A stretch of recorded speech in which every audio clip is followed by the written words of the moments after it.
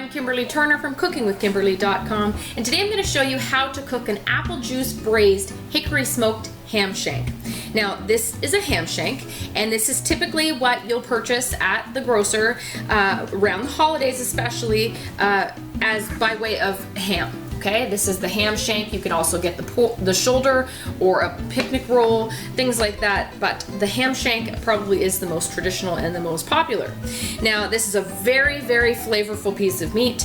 Yes, it has already been cooked, okay? But let me prelude that with, it has to come to a proper temperature before you can serve it again. So it needs to come up to 145 degrees Fahrenheit. What we're gonna do is based upon the weight of your ham shank, mine is just over 10 pounds, 4.67 kilograms or something today. Now you're gonna try and bet on 15 to 20 minutes per pound at 325 degrees Fahrenheit in your oven. Now, that being said, I've preheated my oven to 325 degrees Fahrenheit. I have a roasting pan. You could also use a casserole dish, or even if you're in a pinch, use a cookie sheet, okay? Whatever you gotta do to get this thing in the oven. So, this is a gorgeous piece, and beware, hams are quite salty, so do not add any extra salt. It's completely unnecessary. These are cured and salted already.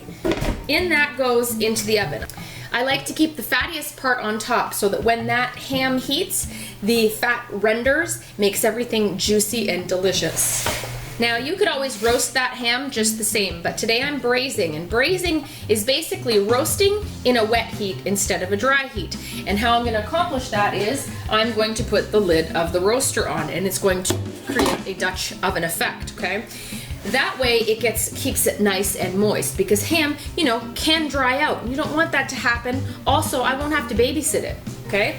At the end, I will probably just brown it a little bit to get a little bit of a crispy part on the outside. Now, braising. You can use a variety of liquids. You can use water, you could use alcohol, beer, wine, liqueur, you could use juices of any kind, you could even use broths. Today I'm going to use apple juice. Apple and ham are a absolutely beautiful combination, okay? I'm using 2 cups of apple juice, and that's just going to keep evaporating. It's going to steam in there and just keep basting my ham the whole entire time. It's going to infuse a lot of flavor into that ham. Now you want to have at least a ½ inch or so of braising liquid. Make sure that you still have enough liquid in there. Now if you don't have a lid to your roaster or a Dutch oven or anything like that, just use aluminum foil, okay? But we're going to spice this up a little bit. I have some of my homegrown bay leaves. I've got a couple of them scattered through. I have about a teaspoon of mustard seeds, a teaspoon of coriander seeds. I have maybe a dozen black peppercorns. I have a teaspoon of chili flakes, and maybe 5 or 6 whole cloves. Now, use what you like. Use what you have. Use what you enjoy. You could also throw a nice big chunk of ginger in there if you wanted to. Hey, this is your world, okay? So get those flavors in there, and it's as simple as that. Based on the fact that my ham is just over 10 pounds, it's going to take at least 2.5 hours for this to be heated all the way through. Make sure you're using a digital thermometer all the way through to the center. Make sure you're not hitting the bone when you're taking the temperature, and you want to make sure it's at least 145 degrees inside, okay? So cover it up, let her rip. I'll show it to you throughout the cooking process, but other than that, it's kind of a set it and forget it thing. Now, also I wanted to tell you, during the holidays, you will find hams much less expensive. So that's the time to grab an extra 1 or 2 for the same price as you would usually buy one throughout the rest of the year. If you have room in your freezer, that sure is a blessing, right? And if it's winter time, you could always store it outside in a cooler if you have snow and ice like we do in Canada. So this is a gorgeous ham. I cannot wait to eat this. We're gonna have this for the next few days. And then the ham shank that's inside that bone has marrow in it as well. Someone's gonna probably try and scoop that. But the bone is wonderful for soup. So all of this entire ham is going to be used, and it'll probably last us, I mean, numerous meals here at this point. Also, if you don't tend to finish your ham, if it's too big for you, don't worry.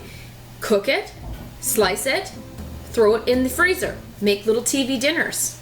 Okay? Then you have things already ready to go. It will not go to waste. Just don't waste any of this. This is going to be absolutely delicious. So easy. Perfect for the weekend or any kind of special occasion or event. In the oven. Oh, gorge. What a beautiful ham. Now the key here is to get this ham to be falling off the bone.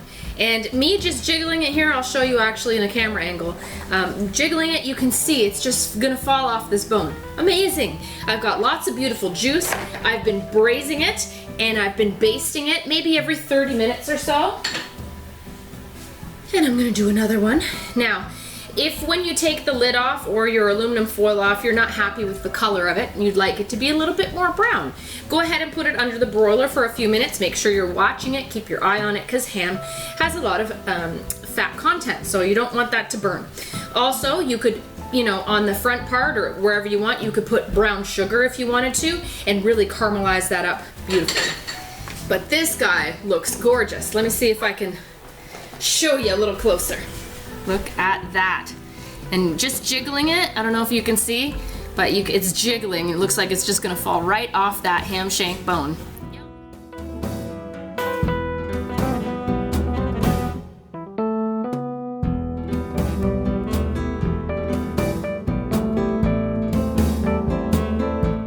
All right, I'm going to ever so carefully remove it from the pan to a beautiful platter.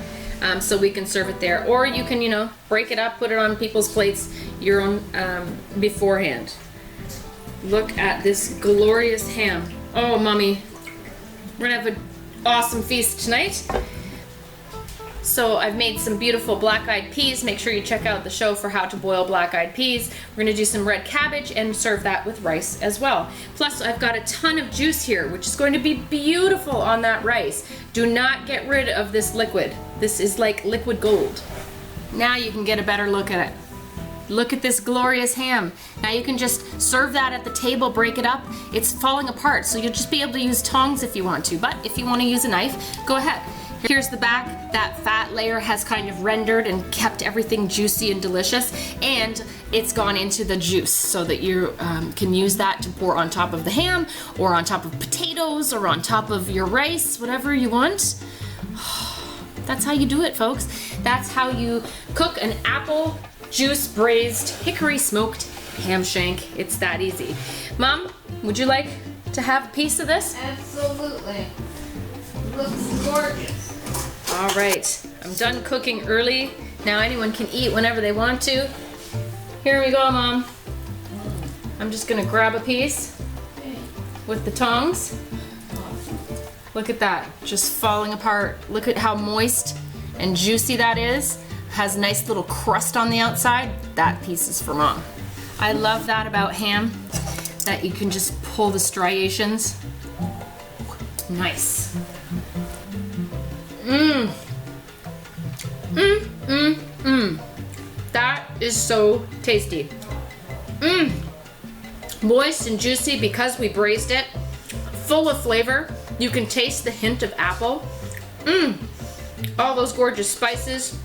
The saltiness of the ham. So you have that moistness on the outside and then that crust that you just made from broiling it. Oh. Ham from heaven. This is fantastic, Kim. You like that? Delicious. It's tasty. It's moist. Thank you for broiling it, Kim. Okay. I love that caramelization on the outside of the ham. Beautiful. It's nice, right? The whole thing isn't caramelized, obviously the inside isn't, but the outside, whoever gets a nice piece of that outside layer has some nice crust to chew on. It's like ham candy. Mmm. I'm glad you like it. I love it. Do you taste the apple? Yes, I do. Good. And it's that simple. Don't be scared of these big pieces of meat. In fact, scoop them up from the store because they're easy to cook, and if you have the room to store it, it's a lot less expensive to do it around the holidays and get a couple of them. All right, and they're great presents. I'd be so happy if someone brought me a ham for Christmas. Really? Or Easter or Thanksgiving? Wow, what a gift. Anyway, that's how you do it. That's how you cook apple juice braised hickory smoked ham shank. you can do it too. Follow me on Twitter at Cooking with Kim E with a capital E. Like the fan page at facebook.com/Cooking with Kimberly. My shows are on iFood TV at my.fossum.tv/Cooking with Kimberly, youtube.com/Cooking with Kimberly. You can find my channel on Roku, Cooking with Kimberly, and I'm also syndicated on Apple TV and Amazon and a few other places. Come to my website at cookingwithkimberly.com and subscribe. Interact with us and let us know what's going on in your culinary world, all right? Be a champion in your kitchen and eat deliciously. Bye. Boy, we're eating tonight, Mommy.